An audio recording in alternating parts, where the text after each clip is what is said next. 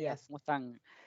Bueno, antes que nada, agradecerles a todos los asistentes por haberse tomado este tiempo. Espero que este webinar los ayude por lo menos a mejorar de cierta forma la parte de la seguridad en sus temas, ¿ok? Y se lleven alguna información valiosa de este webinar, ¿ok? Así que bueno, para comenzar, hablemos un poquito de cómo proteger la información de una manera más completa. ¿Okay? Así que bueno, como ustedes bien saben, los datos escapan de nuestro control ahora más que nunca, ya que nuestros empleados, y no solamente hablo de nuestros empleados, hablo incluso de partners, socios de negocio, ¿okay? Comparten la información. ¿Okay? Y obviamente esta nueva realidad a la que nos estamos enfrentando, esta nueva realidad de trabajo híbrida, hace que la información esté un poco más expuesta, o sea, está más susceptible, está más al alcance posiblemente de otras personas, ¿ok?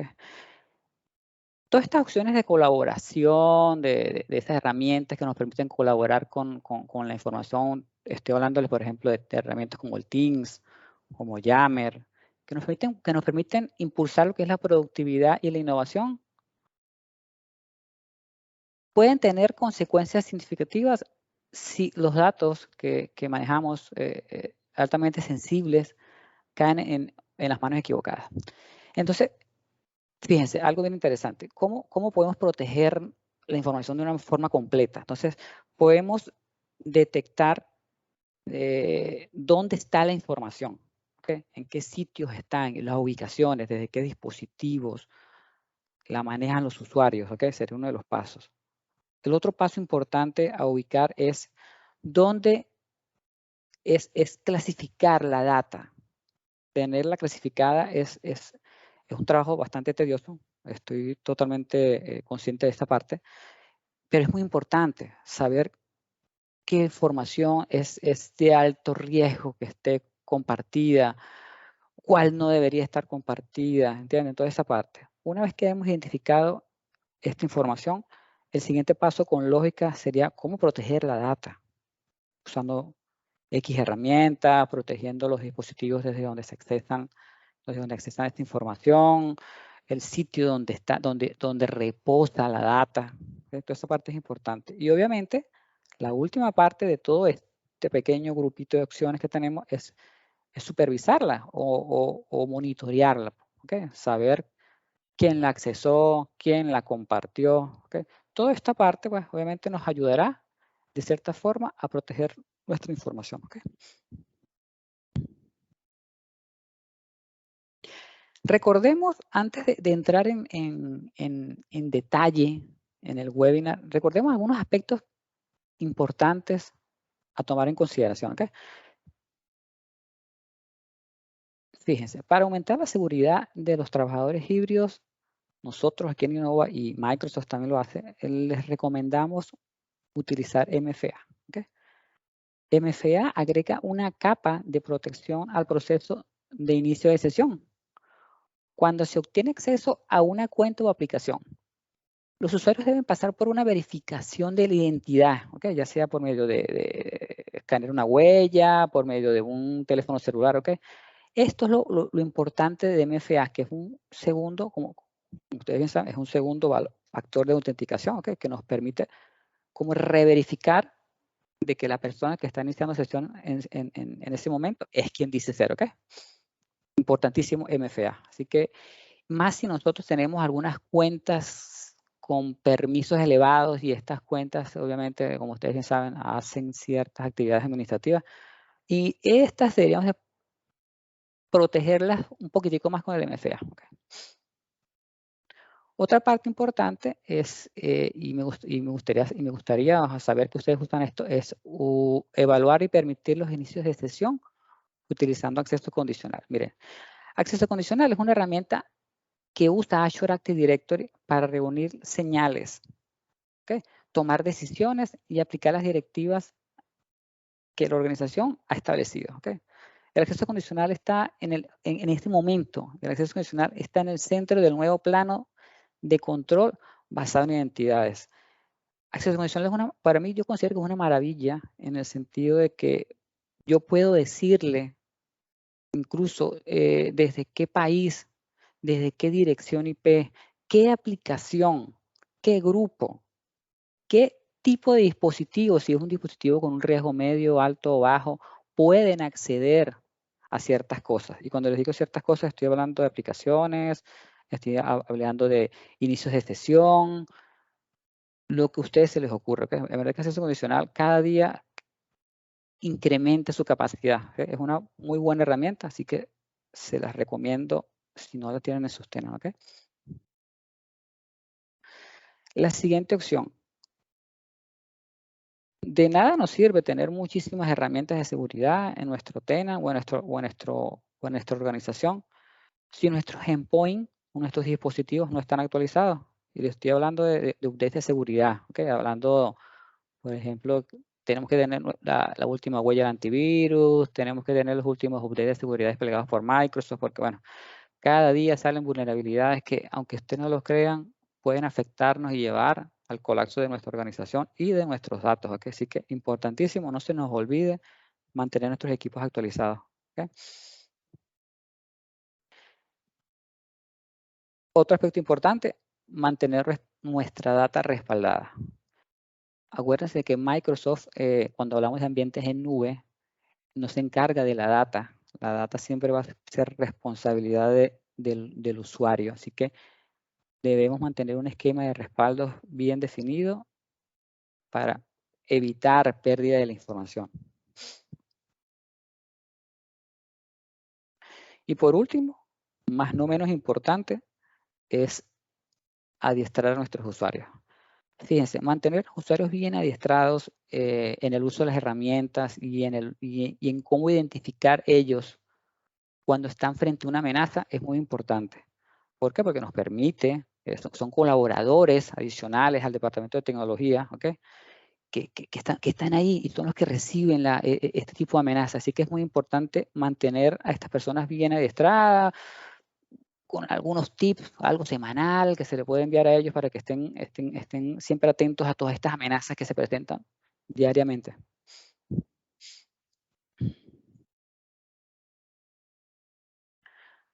Aquí va, mire, ¿qué medidas debemos tomar para garantizar que todos los datos de la empresa permanezcan seguros? ¿Okay? Son preguntas, es una pregunta bien interesante. Entonces, fíjense, debemos comenzar por cosas como por ejemplo, deshabilitar la autenticación heredada. ¿Okay? Fíjense, la autenticación heredada es el uso, cuando hablamos de autenticación heredada, estamos hablando de esos protocolos muy antiguos. Estoy hablando de POP, de IMAP, de SMTP. O sea, son protocolos que tienen mucho tiempo ya en el mercado y que obviamente ya reciben, por decirlo, reciben ya casi cero actualizaciones, cero update de seguridad. O sea, son protocolos que ya no se les va a hacer más update. ¿Okay? Y obviamente estos protocolos sin update son un blanco apetecible para las personas que quieren acceder a nuestra información, acceder a nuestras computadoras, ¿okay? Son protocolos bien peligrosos, ¿ok? Fíjense, les voy a hablar de unas cifras que leí en una página de Microsoft que me llamaron mucho la atención. Fíjense, las cifras relativas a la autenticación heredada que ha arrojado un análisis de tráfico de Azure Active Directory son inapelables, ¿ok? Más del 99% de los ataques de difusión de contraseñas usan protocolos de autenticación heredados. ¿Qué les parece esa cifra? 99%. Otra más impactante. Más del 97% de los ataques de obtención de credenciales usan la autenticación heredada. ¿Okay? Las cuentas de Azure Active Directory de las organizaciones que han deshabilitado la autenticación heredada experimentaron un 67% menos de riesgo que aquellas en las que la autenticación heredada está habilitada. Así que bueno, tomen en consideración esta parte de deshabilitar estos protocolos, ¿ok? Evalúen con cuidado. Nosotros yo me he encontrado con algunos clientes que aún tienen alguna herramienta o tienen algunos clientes que aún tienen POP, incluso IMAP, ¿ok? Bueno, y no es posible deshabilitarlo por X circunstancias, porque el aplicativo así lo solicita, ¿ok? Así que bueno, se encuentran como entre la espada y la pared. ¿Por qué entre la espada y la pared? Porque Microsoft llegará un momento, y así asúmanlo, de que va a quitar, va a restringir enteramente el uso de estos protocolos, ¿ok? Así que atención con estos protocolos, en lo que puedan, evalúen y deshabiliten la autenticación heredada. Otra parte importante para garantizar que nuestros datos permanezcan seguros en ambientes híbridos es el cifrado de correo, ¿ok? Importante. Cifrar el correo, podemos usar OME, podemos usar SMIME para proteger esos correos y encriptarlos, ¿ok? Si no queremos que ciertas personas observen el contenido. Ustedes conocen lo que es la parte cifrada. Microsoft, cuando hablamos de clientes en Office 365, si yo le envío un correo desde mi cuenta Office 365 a un cliente que tiene Office 365, este correo va encriptado por medio de TLS, ¿ok? Pero ¿qué sucede cuando yo le envío un correo con información bien delicada? Por ejemplo, número de pacientes, unas tarjetas de crédito, información valiosa. Se lo envío a una persona a un cliente que tiene un servidor de correo IMAP, por ejemplo. El correo se va a ir totalmente, sale de Microsoft encriptado, pero al llegar allá al cliente ya pierde la encriptación, ¿ok? Entonces, es importante, si tenemos clientes que necesitamos mantener la información bien protegida, cifrar los correos electrónicos. Podemos hacerlo mediante reglas de transporte, que sería una manera automática de hacerlo, o podemos hacerlo de manera manual, permitiendo al usuario que por medio de un botón en el Outlook marque el correo como encriptado.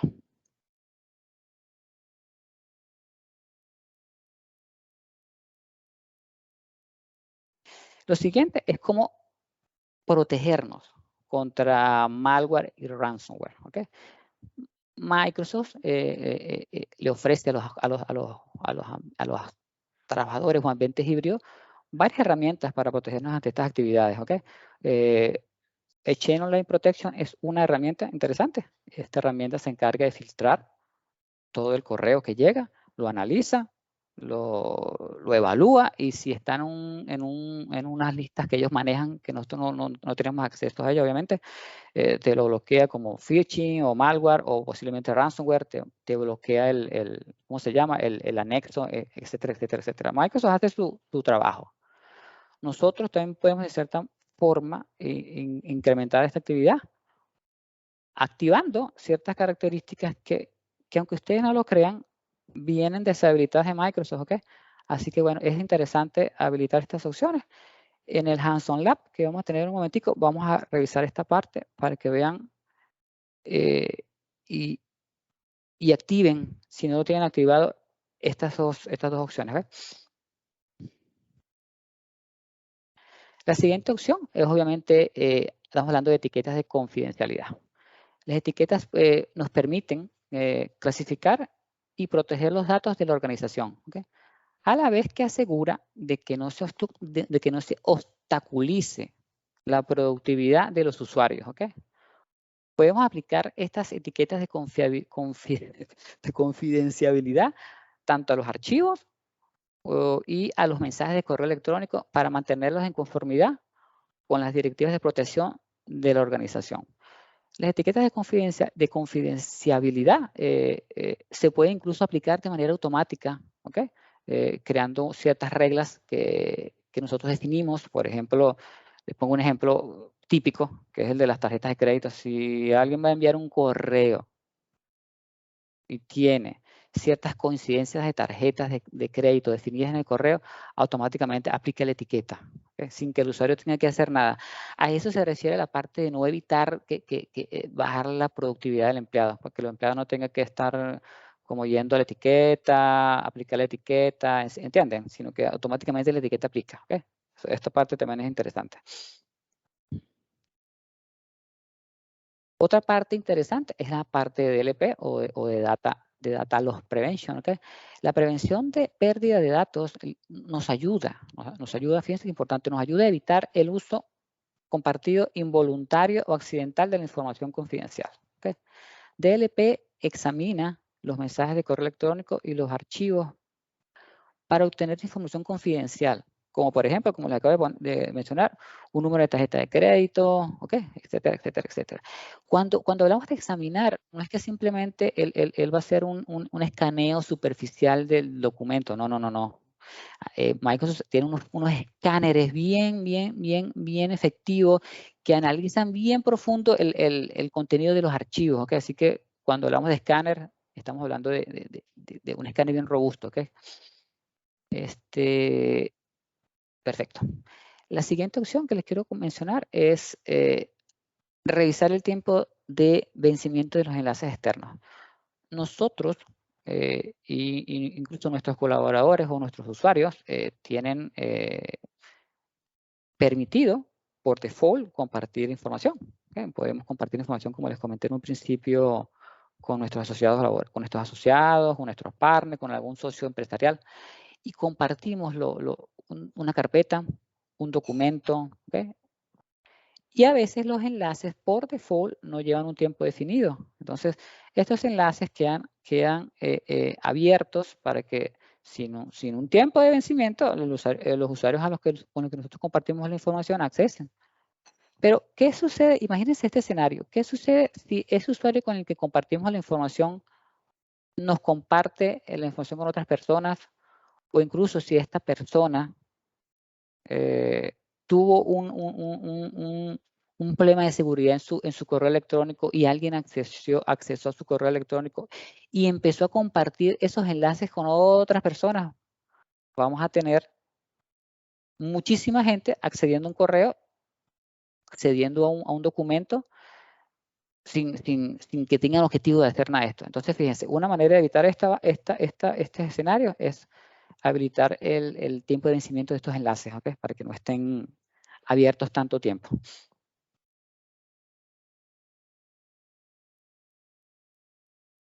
La siguiente opción que les quiero presentar es la creación de listas de dominios permitidos o bloqueados, ya sea desde OneDrive for Business o SharePoint Online.